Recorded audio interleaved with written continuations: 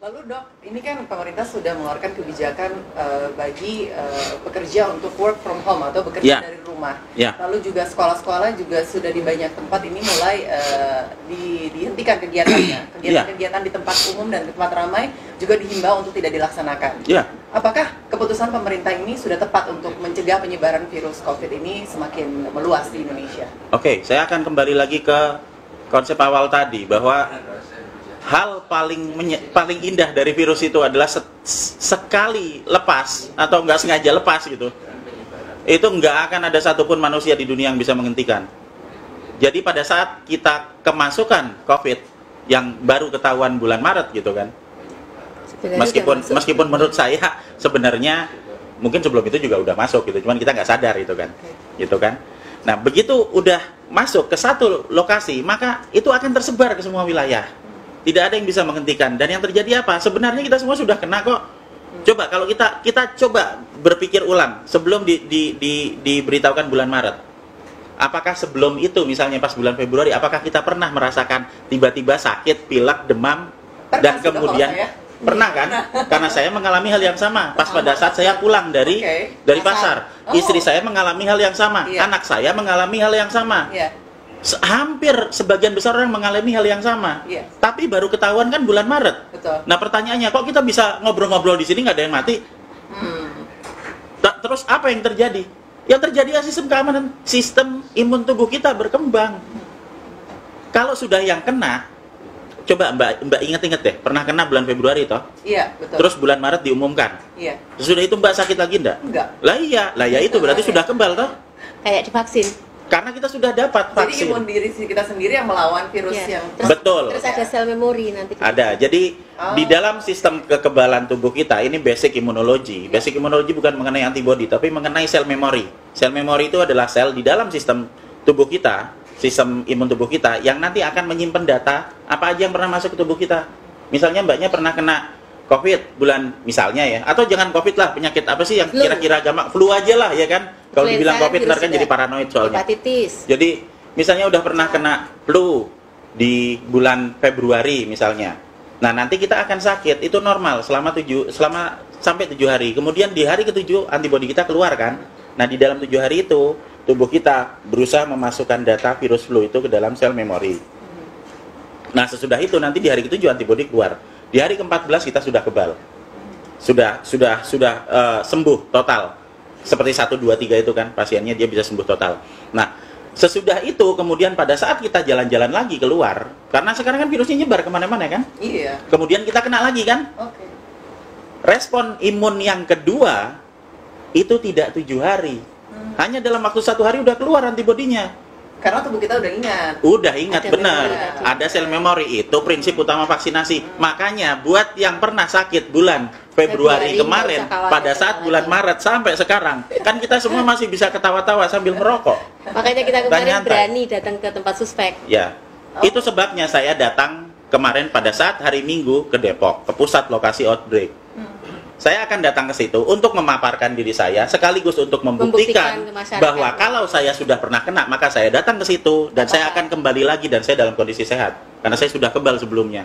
Ini ya dalam tanda kutip sebenarnya ya penelitian pribadi, tapi saya sering melakukan itu untuk banyak wilayah wabah virus, dan beberapa kali saya dengan sengaja memaparkan diri saya terhadap virus supaya saya bisa ngerti efeknya kayak gimana gitu, dan kita semua masih berbahagia dan bisa bincang-bincang sampai sekarang. Jadi kebijakan pemerintah untuk menghentikan sementara kegiatan-kegiatan di tempat umum seperti misalnya sekolah, mall, dan juga kegiatan-kegiatan di tempat ramai lainnya, ini menurut dokter sudah tepat atau belum? Kalau menurut saya sudah tepat, karena apa? Kan sekarang kita bayangkan, ini kan virus sudah nyebar. Berarti kenapa sih 14 hari? Karena di 14 hari kan sistem imun kita sudah berkembang, kita akan kebal. Orang yang sudah pernah kena akan beristirahat di rumah dan mengurangi paparan virus yang masuk ke dalam, sehingga dia sudah pernah kena nih sedikit, dia akan bisa mengembangkan sistem antibodinya untuk lebih banyak dan lebih mudah karena nggak kena lagi di sana. Iya kan? Itu. Sementara yang belum kena akan mengurangi risiko paparan toh? Betul. Bener. Nah, sementara yang sudah terlanjur sakit parah bisa di rumah supaya dia tidak nularin orang-orang yang ada di sekitarnya. Jadi kalau dibilang kita mau apa istilahnya, kita menjaga diri di dalam rumah, ya kan, membatasi kegiatan sosial atau kegiatan berkumpul, menurut saya sudah tepat. Dan ini bukan lockdown. Bukan, sama sekali bukan lockdown.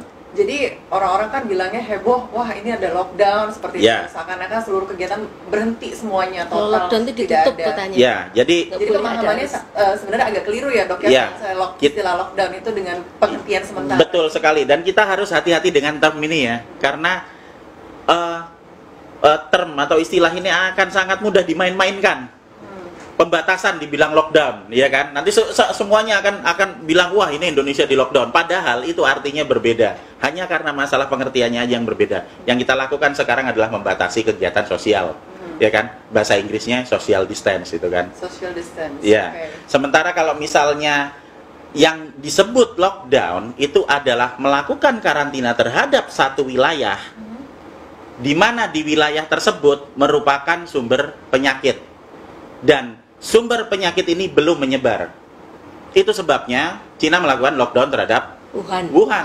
Di karantina seperti itu ya, dok? Iya, supaya tidak nyebar ke Shanghai sama Hongkong kan gitu. Okay. Dan memang tidak kesebar ke sana.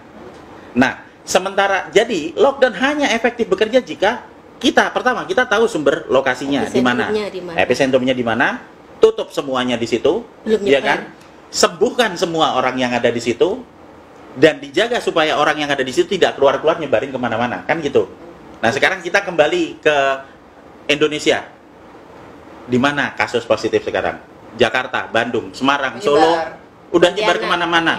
Nah apa yang mau di lockdown? Udah nyebar kemana-mana. Kita tidak bisa melakukan lockdown untuk kasus di mana penyakit sudah terlanjur menyebar. Yang bisa kita lakukan adalah kita berusaha untuk mengajari, mengedukasi setiap warga, setiap rakyat Indonesia yang ada, supaya sadar bahwa jika mereka sakit, apa yang harus dilakukan secara mandiri. Vitamin E, vitamin C itu murah, sabun ada banyak di mana-mana, kita semua bisa meningkatkan kualitas kesehatan kita, plus kita akan bisa untuk membasmi virus yang ada di lapangan, kalau kita kerjakan bareng-bareng. Karena kita nggak bisa menggantungkan sekian banyak rakyat hanya untuk beberapa rumah sakit yang malah akan tambah bikin chaos. Inti dari penyakit, inti dari wabah ini sebenarnya kan ada di penyakitnya. Efek yang berlanjut, chaos, teror, panik yang ada di kepala, yang sebenarnya hal yang ditakutkan itu nggak pernah terjadi. Kita membayangkan kayak yang di video-video orang pada mati gelimpangan. Sementara begitu kita sadar tidak lihat HP nih, kita keluar, kita beli mie ayam di depan dan nggak ada orang mati di luar. Padahal sudah terbukti video itu hoax, tapi tetap aja masyarakat karena ada ketakutan berlebihan itu ya dok ya. Kalau misalnya karena terus menerus. Jadi kalau saya bilang di depan sana itu nanti di bawah pohon itu kan nanti ada kuntilanak tuh ya. Kalau kita semua nanti ke sana, nanti kita akan dicekek sama kuntilanak. Saya akan bilang itu setiap 2 jam sekali. Sampai anak cucu. Semua orang di kantor ini nggak ada yang berani lewat situ. Padahal kalau kita datang ke situ kuntilanaknya juga nggak ada.